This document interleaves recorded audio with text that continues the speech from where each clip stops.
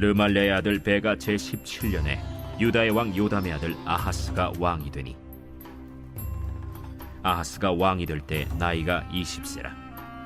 예루살렘에서 16년간 다스렸으나 그의 조상 다윗과 같이 아니하여 그의 하나님 여호와께서 보시기에 정직히 행하지 아니하고 이스라엘의 여러 왕의 길로 행하며 또 여호와께서 이스라엘 자손 앞에서 쫓아내신 이방 사람의 가증한 일을 따라 자기 아들을 불 가운데로 지나가게 하며 또 산당들과 작은 산 위와 모든 푸른 나무 아래에서 제사를 드리며 분향하였더라.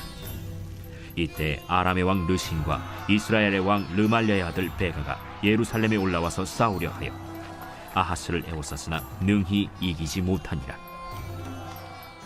오늘 우리 함께 살펴본 이 열왕기하 16장, 사실은 전체 본문을 살펴보려고 했는데요. 이 16장 전체 내용은 남유다의 왕 아하스의 통치 기록에 관한 말씀입니다. 아하스의 할아버지가 우시야이고 또 아버지가 요담입니다. 우시야, 요담 모두 하나님 앞에서 정직하게 행하였던 왕으로 평가받는 남유다의 손꼽히는 몇 안 되는 선왕 중에 선왕들입니다. 그런데 이들이 자녀 교육을 잘못했는지 어쨌는지 아하스 시대에 와서 우시야 요담의 이 선왕의 전통을 이어가지 못하고 다시 이 나라를 악의 구렁텅이로 몰아넣고 맙니다. 오늘 보면 3절을 보면 같이 읽어볼까요? 이스라엘의 여러 왕의 길로 행하며 또 여호와께서 이스라엘 자손 앞에서 쫓아내신 이방 사람의 가증한 일을 따라 자기 아들을 불 가운데 지나게 하면서 아하스가 대체 어떤 왕이었는가를 평가하면서 대표적인 그 죄악상을 말하면서 자기 자녀를 불 가운데 지나가게 하는 인신 제사를 언급합니다. 일단은 부모가 자기 자식을 죽인다 하는 것도 끔찍한 일인데 그걸 죽이더라도 곱게 죽여야지, 정말 산채로 태워 죽이는 가장 잔인한 방법으로 죽일 뿐만 아니라 그것도 헛된 우상에게 자신의 자녀를 바치는 그 행위를 통하여서 자신의 욕망을 이룰 수 있다 하는 그 잘못된 믿음과 또 동기가 정말 최악의 죄였습니다.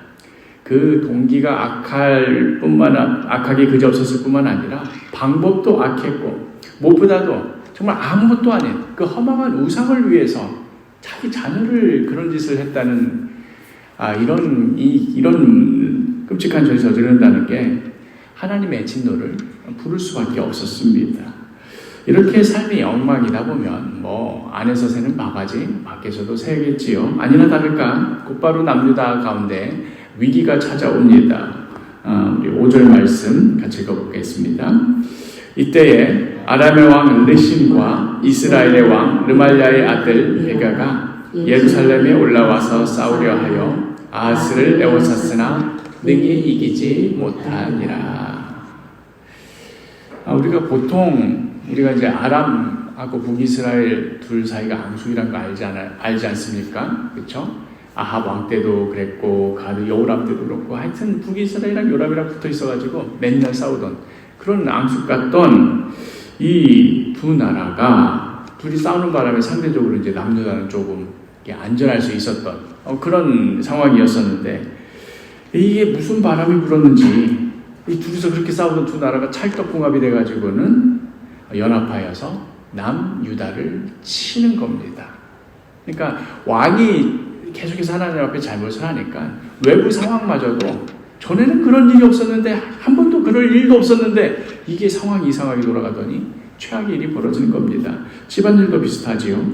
한 집안의 가장이 평상시처럼 직장도 나가고 가정도 잘 돌보고 하면 아무 일도 생기지 않을 일을 이 가장이 이제 엇나가기 시작하니까 평소에는 별 문제가 되지 않던 것들도 나중에는 문제가 되기 시작합니다. 병원 가서 그냥 한두 번 치료받고 약 먹고 끝날 일을 그걸 병을 키워가지고 큰 병원에 갈 일 만들 일, 수술할 일 만들고 제때제때 지불했으면 끝날 일을 연체되고 이자가 붙고 사채가 붙고 해서는 집안에 딱지가 붙기 시작합니다. 이렇게 상황이 나빠지면 나빠질수록 그때마다 좀 정신을 차리고 다시 제대로 된 판단을 하면 좋겠는데 그때마다 하는 판단마저도 최악이다 보니 악순환의 고리에 빠지게 되는 거지요.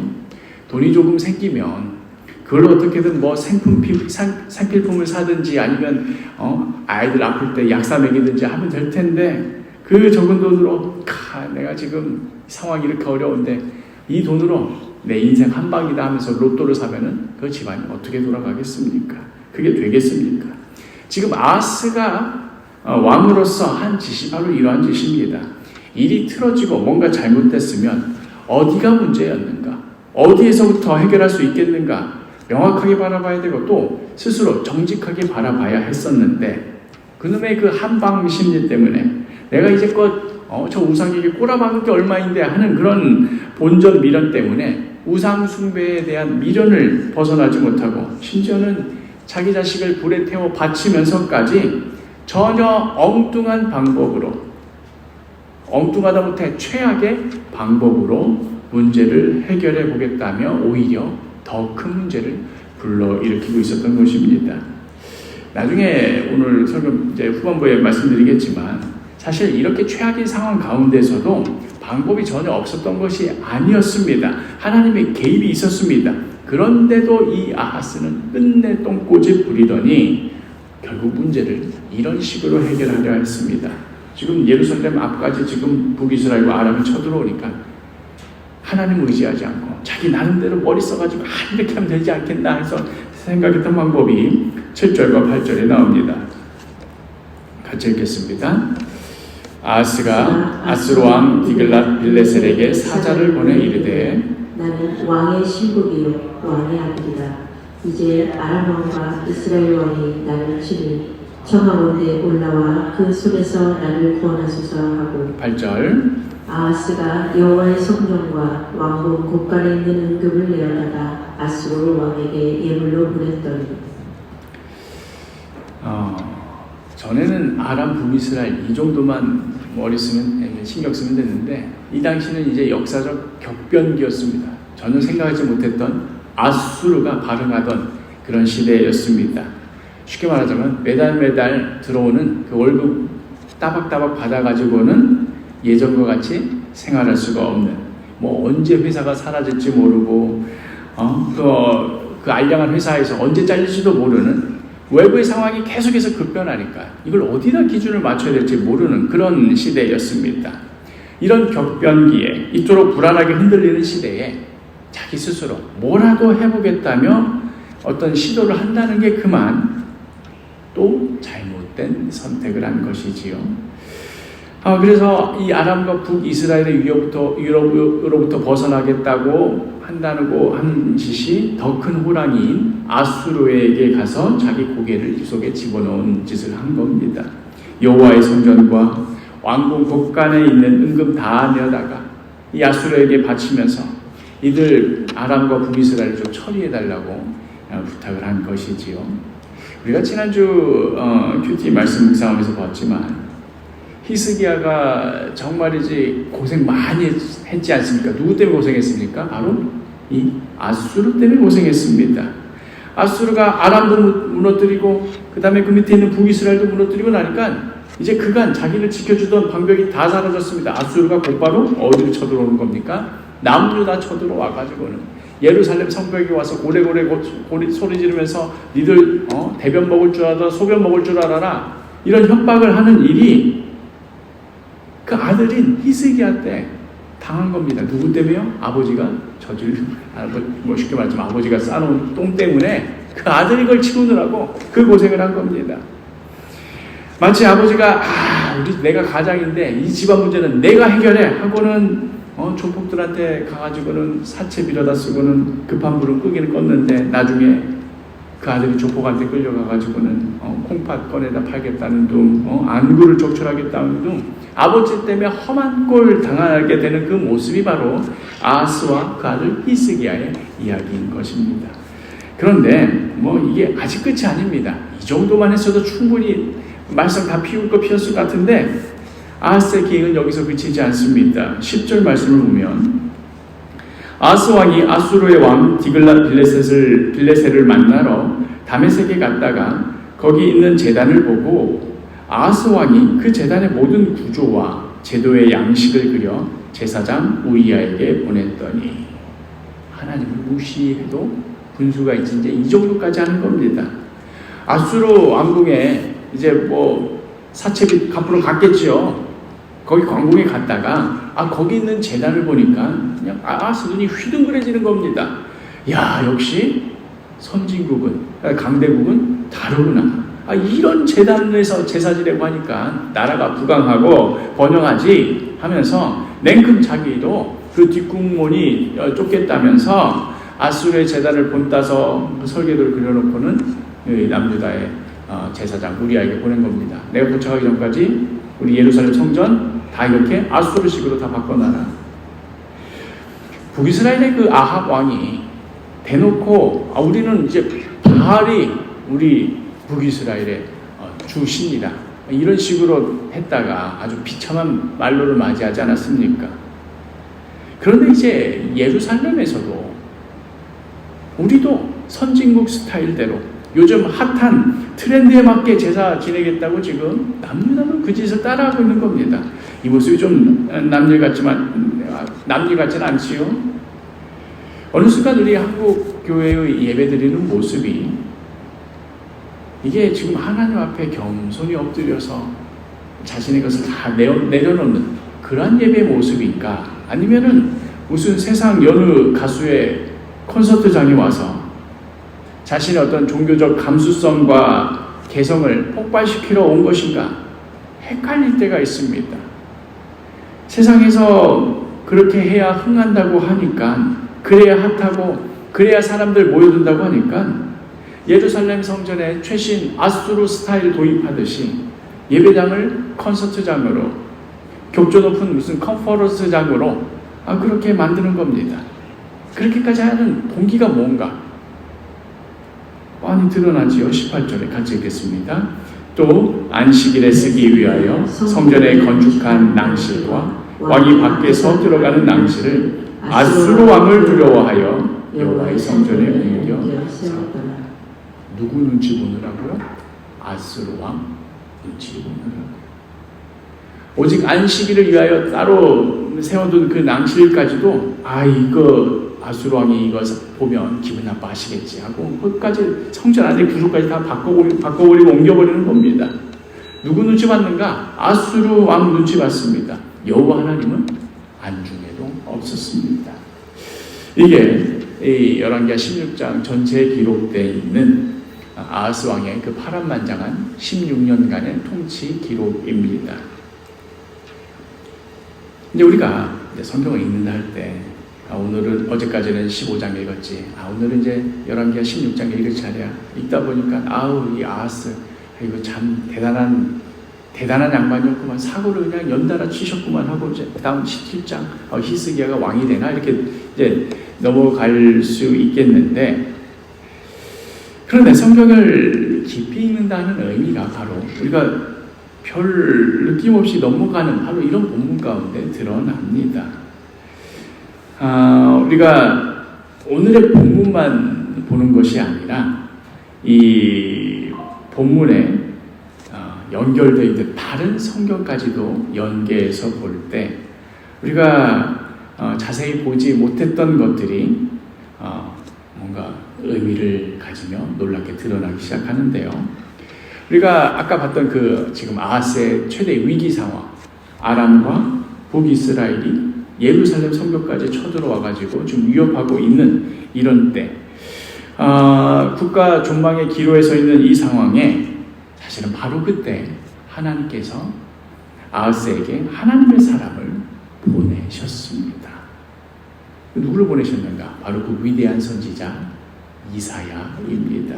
이사야 7장 3절과 4절을 보면 같이 읽겠습니다.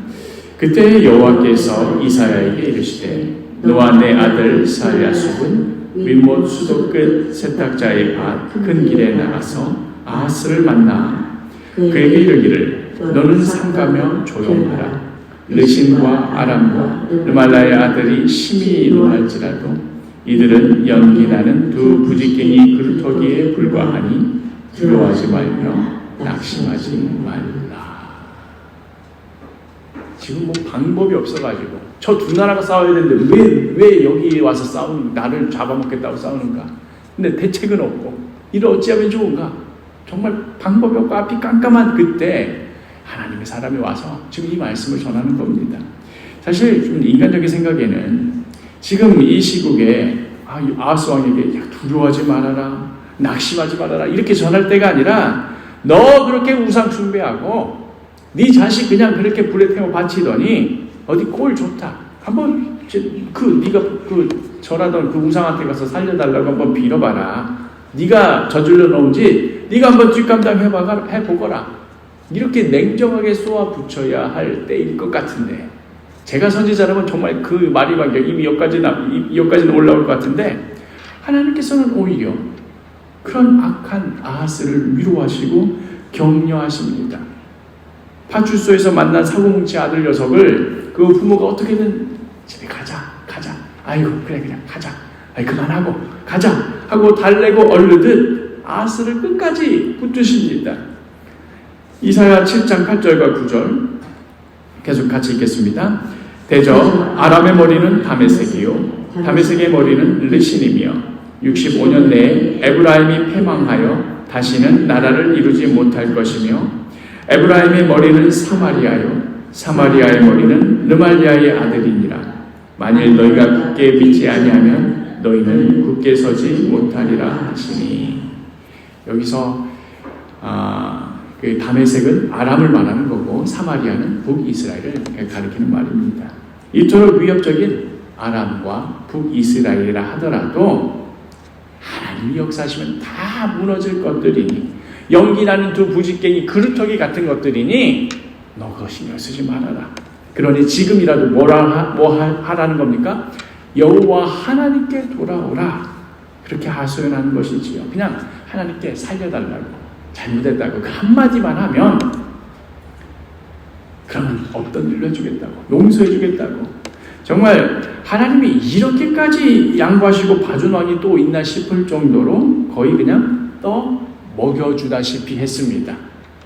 잘못했습니다. 얼른 경찰관님께 여기 지장 도장만 찍어. 그리고 이사하고 이제 집에 갈 수 있는 거야.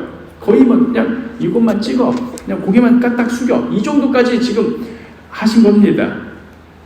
그래서 그 이어지는 11절 같이 읽겠습니다. 너는 내 하나님 여호와께 한 징조를 구하되 깊은 데에서든지 높은 데에서든지 구하라 하시니. 징조 구하되 너 잘 생각해보고 좋은 걸로 구하라가 아니라 뭐든지 아무거나 다 구해. 다 이뤄줄게. 이렇게 말씀하시는 겁니다.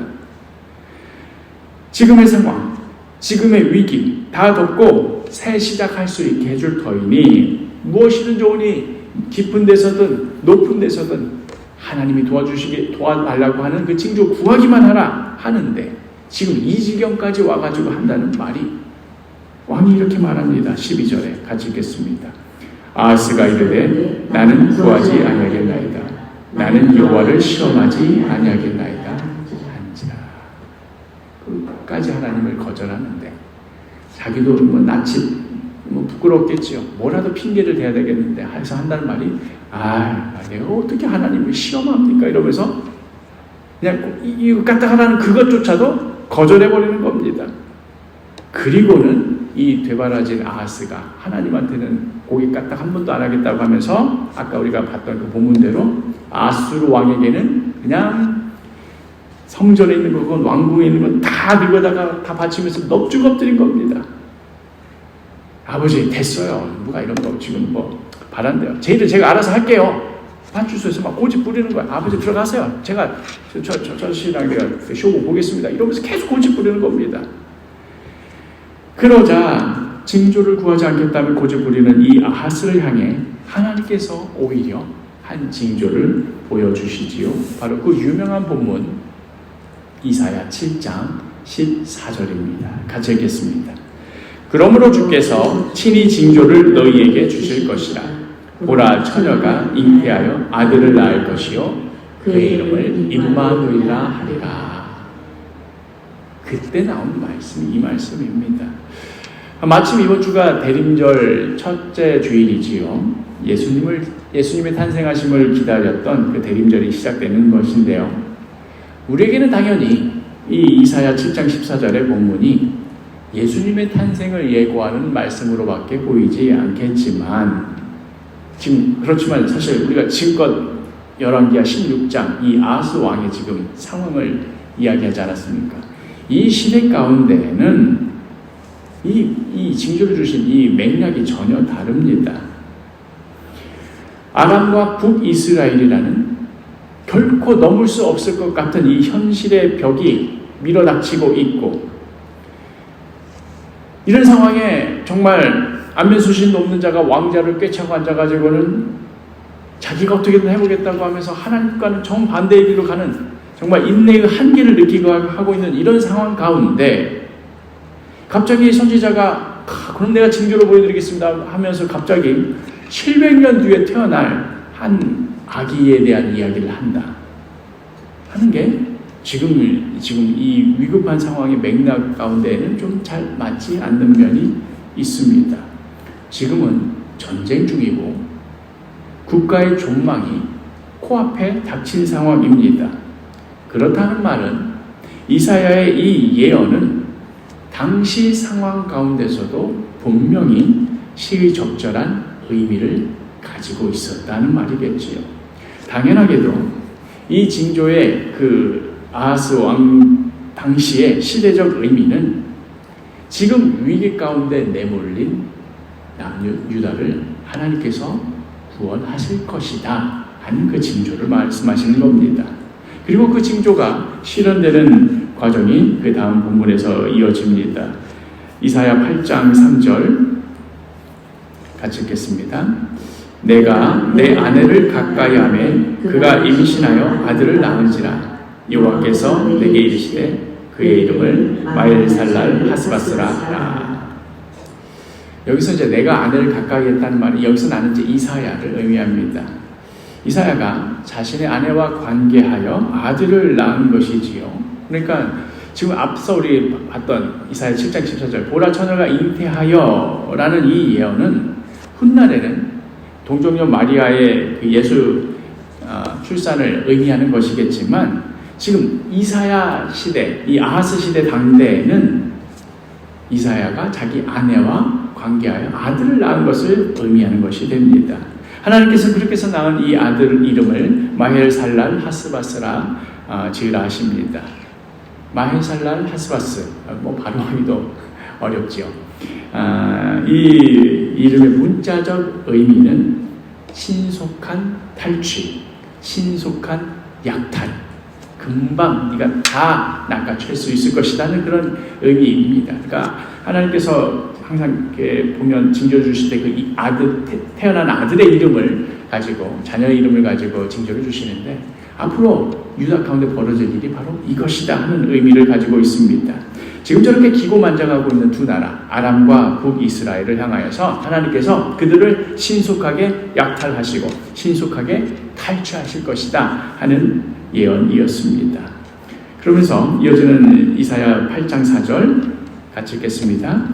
이는 이 아이가 내 아빠 내 엄마라 부를 줄 알기 전에 다메섹의 제물과 사마리아의 노량물이 아수르 왕 앞에 옮겨질 것이라. 지금 아이가 태어났습니다. 아이고 이 이름을 마헬살랄 하스바스라고 지라고 하나님은 말씀하셨어요 하고 이제 짓고 있는데 예언이 계속 이어지기를 하나님께서 말씀 주시기를 이 아이가 이제 좀 있으면 뭐 옹알이도 하고 엄마 아빠 할 거 아니겠습니까? 근데 그렇게 하기도 전에 지금 이 상황은 어떤 상황입니까? 이 아이를 낳긴 낳지만 아이고 저 북이스라엘과 아람에 쳐들어오면 언제 죽을지 모를 아이이기도 하고 큰일 난 거 아닙니까? 너 이 아이는 앞으로 어떤 시대를 살 것인가 걱정되는 아이 아닙니까? 그런데 이 아이가 엄마 아빠 하기도 전에 저 아람과 북이스라엘 저 다메섹과 사마리아가 다 털려가지고 이 아이 이름처럼 마헬살랄 하스바스 신속하게 탈취당해가지고 다 그게 아수르한테 끌려가게 될 거다 하는 그런 예언이었습니다. 그리고 정말로 이 말씀대로 이루어지는데 그 기록이 열왕기하에 나와 있습니다. 열왕기하 16장 9절 같이 읽겠습니다. 아수르 왕이 그 청을 듣고 곧 올라와서 다메섹을 쳐서 점령하여 그 백성을 사로잡아 기르로 옮기고 또 르신을 죽였더라. 정말로 이사야가 아이를 낳고 이 아이가 뭐 말하기도 전에 갑자기 국제적으로 정세가 바뀌기 시작하는데, 전에는 신경도 못 쓰고 있던 아수르가 갑자기 아람을 치더니 다메섹을 다 털고는 심지어 그 왕 르신까지 죽여버린 겁니다. 또 그토록 남유다를 괴롭혔던 르신이 아수르에게 죽임 당했을 뿐만 아니라 이제 북이스라엘, 열왕기하 15장 30절 같이 읽겠습니다. 우시아의 아들 요담 제27년에 우시아가 안역하여 르말야의 아들 베가를 쳐서 죽이고 대신하여 왕이 되니라. 그렇게 괴롭히던, 남유다를 괴롭히던 아람과 북이스라엘이 정말 하루아침에 한꺼번에 몰락하고 맙니다. 그렇게 남유다가 두려워했던 이 두 나라가 그냥 흔적도 없이 하루아침에 사라지고 맙니다. 그런데 이제 우리는 이 지점에서 조금 당황하게 됩니다. 거봐, 하나님께서 이사야를 통해서 예언했는데 그대로 이루어진 거잖아. 뭐 이렇게 편하게 생각할 수도 있겠지만 조금만 깊이 들여다보면 이게 조금 그럴 수 있나 하는 생각이 듭니다. 왜냐하면 북이스라엘 왕 베가가 죽은 거는 자기 신하종 호세아가 반역해가지고 죽은 것 아닙니까? 그러니까 북이스라엘이 남유다에게 위협적이었는데 생각지도 못했던 그 신하가 왕을 죽여서 이 덕택에 산 거잖아요. 그 저부지리로. 그것은 그래, 이거는 하나님의 뭔가 역사하신 것 같아, 인정할 수 있을지 모르겠는데, 그런데 결국 그 아하스가 이사야 선지자가 징조를 구하라 그랬는데 끝까지 안 구하고 자기 생각에 이렇게 하면 되겠지 싶어서 일종의 복권을 긁은 거예요. 이렇게 하면 대박 나겠다 싶어서 아수르 왕에게 뇌물을 바치면서 요청하였던 그 일의 결과로 어떻게 된 겁니까? 아람이 멸망당한 것 아닙니까? 아람 왕 르신이 죽은 것 아닙니까? 그런데 이걸 과연 하나님의 역사라고 할 수 있을까요?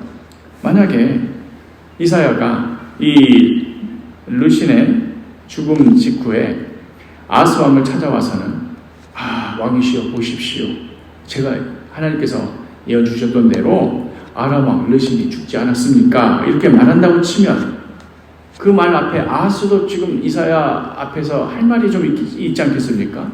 지금 무슨 소리 하는 거냐?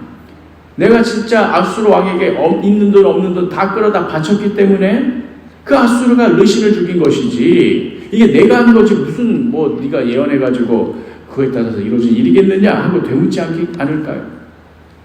그리하여 아하스의 입장에서 보자면 뭐 어쩌면 북이스라엘 멸망한 것을 보면 하나님 진짜 역사하셨나 싶기도 했다가, 아람의 르신이 아수르 왕에게 의해서 죽임당한 것을 보면은 이건 예언이 아니라 이건 내가 한 거야 라고 생각하기도 했다가 왔다 갔다 했을 겁니다. 다른 말로 하자면 그에게는 처음부터 하나님을 신뢰하려는 마음이 없었고, 이렇게 믿음이 없다 보니 하나님의 역사를 보고서도 역시나 크게 달라질 것이 없었다 하는 의미입니다. 오히려 그 아수르를 본따려고 막 설교도를 제단의 설교도를 따와가지고 우리 예루살렘도 이런 스타일로 바꾸자고 지시할 정도로 아하스가 진짜로 마음에 두려워하고 진짜로 신경 썼던 존재는 하나님이 아닌 아수르 왕이었던 것입니다.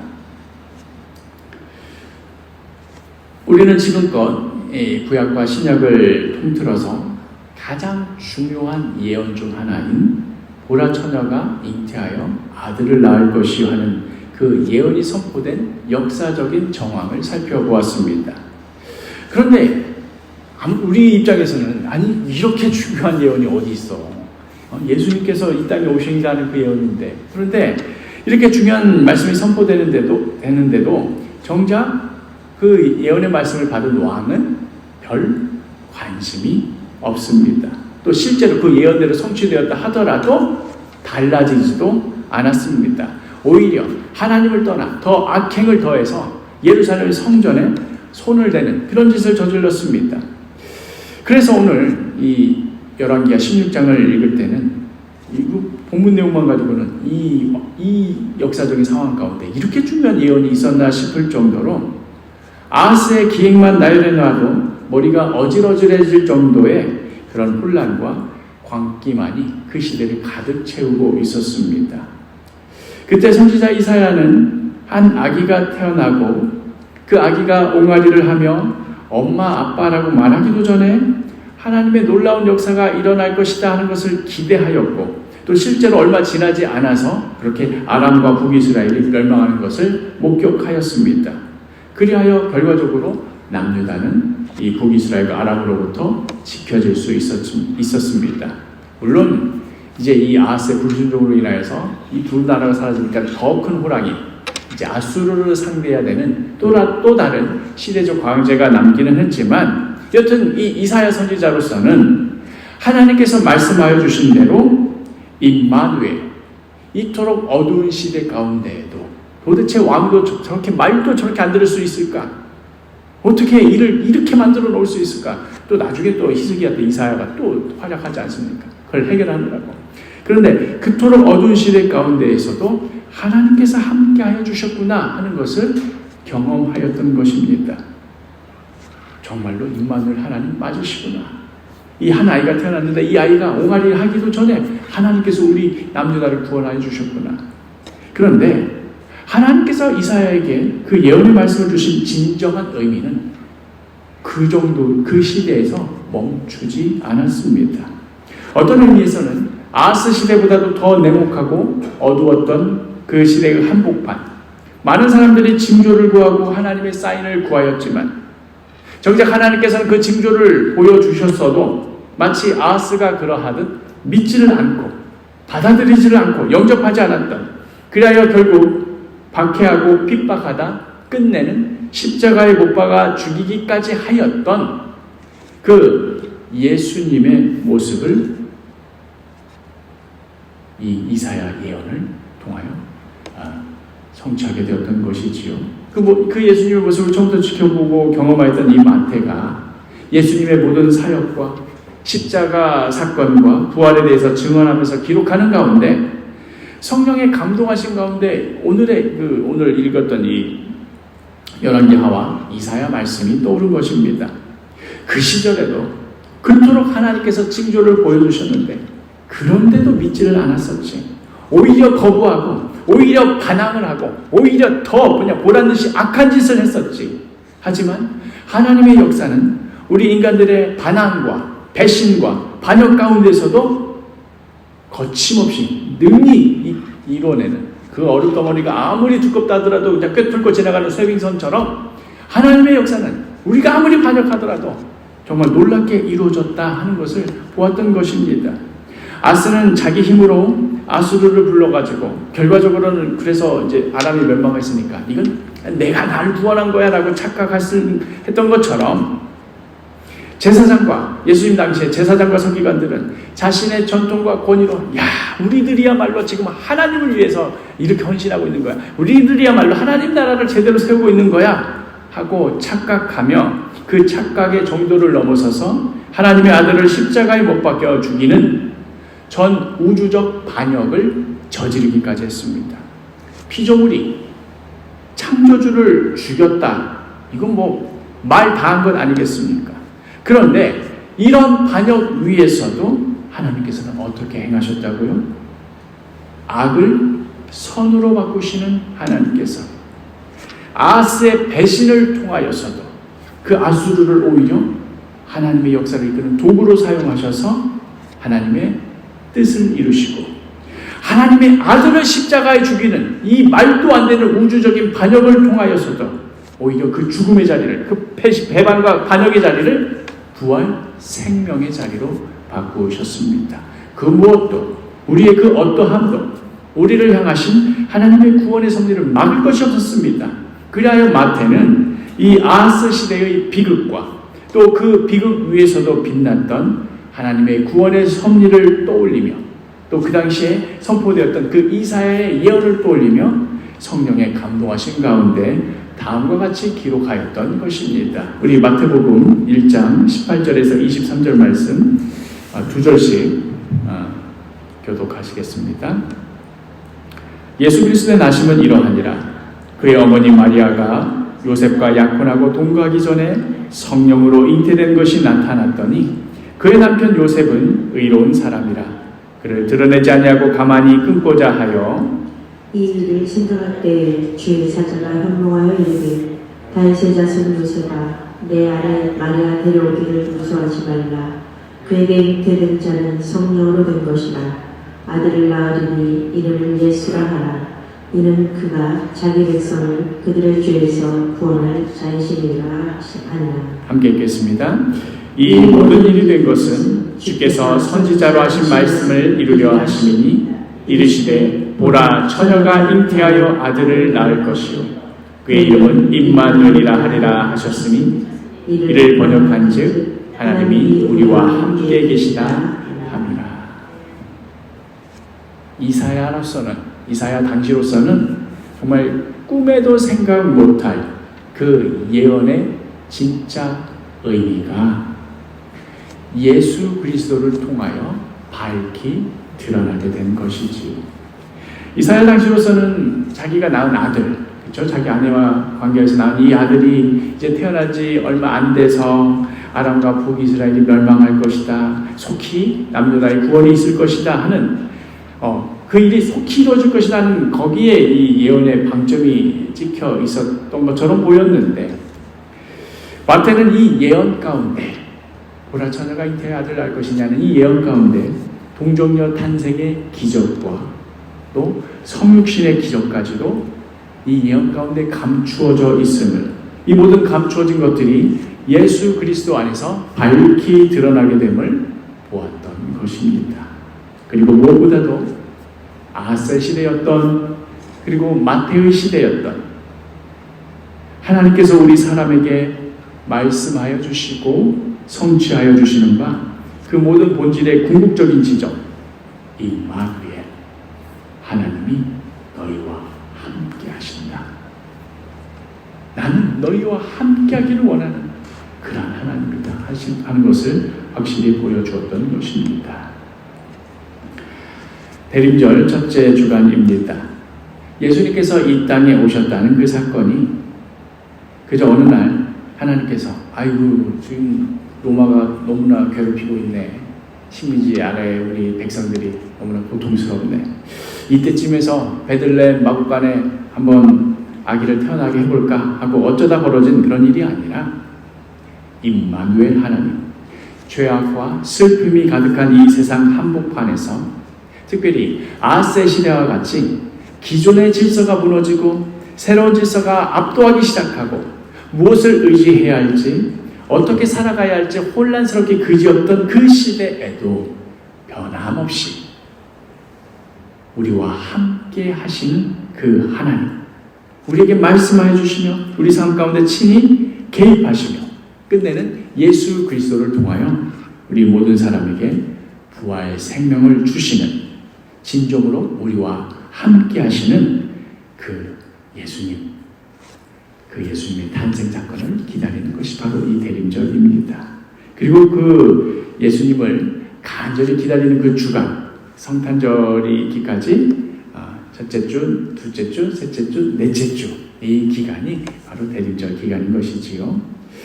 아하스는 자신의 눈앞에서 그 예언이 성취되었음에도 불구하고 성취된 줄도 몰랐고 또 한편으로는 내가 스스로 한 것도 있어 라고 뭐가 뭔지를 몰랐습니다. 지금 하나님의 그 위대한 구속 역사가 매우 중요한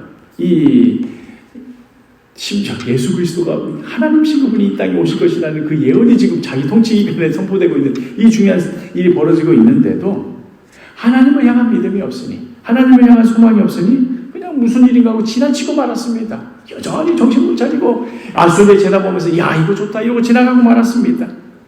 똑같은 죄악이 예수님 시대에도 벌어졌습니다. 하나님의 아들이신 분이 눈앞에 서 있는데도 알아보지를 못하였습니다. 오히려 십자가에 매달리신 주님을 향해서 네가 진짜 하나님 아들이거든 한번 거기서 내려와 보거라 이런 말을 하기까지 했습니다. 그거 진짜로 내려오셨으면 어쩌려고. 그러나 우리의 무지와 우리의 인식 불과함과 우리의 배신과 반역 위에서도 임마누엘, 우리와 함께 하시겠다는 하나님의 뜻은 변함없이 이루어지고야 말았습니다. 이러한 현실은 오늘을 살아가는 우리들에게도 그대로 벌어지고 있는지 모릅니다. 지금 우리의 이 작은 삶 가운데 하나님의 뜻이, 하나님의 약속이 이루어지고 있는데도, 하나님께서 역사하시며 그 놀라운 일들을 지금 성취해가고 있는데도 우리에게 믿음의 눈이 없어서, 우리에게 소망의 눈이 없어서 바로 앞에서 지금 그 일이 벌어지고 있는데도 우리가 못 알아보는 것일 수 있습니다. 그게 눈에 보이지 않으니 그저 허망한 세상 것들에 마음 빼앗기면서 야, 이거 좋구나, 이거 한번 따라 해볼까, 그렇게 살고 있는 것인지도 모릅니다. 아하스처럼 눈에 보이는 아수르를 의지할 것인가, 아니면 이사야처럼 보이지 않지만 신실하신 하나님의 말씀을 신뢰할 것인가. 우리 믿는 자들에게는 오직 믿음의 눈으로만, 오직 하나님을 향한 소망으로만 볼 수 있는 위대한 현실이 있습니다. 아하스는 못 보았지만 이사야는 보았던 현실, 제사장들과 서기관들은 못 보았지만 마태는 보았던 현실, 바로 우리와 함께 하시며 우리를 통해 하나님의 나라를 펼쳐가시며 약속하신 것들을 온전히 성취하시는 임마누엘 하나님입니다. 이제 그 약속하셨던 대로 이 땅 가운데 오신 주님께서 이제 다시 그 약속하신 대로 이 땅 가운데 오실 것입니다. 우리와 함께 하시는 하나님, 이 임마누엘 하나님을 신뢰하며 간절히 소망하며 살아가는, 지금도 우리 삶 가운데 그 역사를 성취하가, 그 약속을 성취하여 가시는 그 하나님 바라보며 살아가는 그런 대림절 기간이 되시기를 간절히 축복합니다.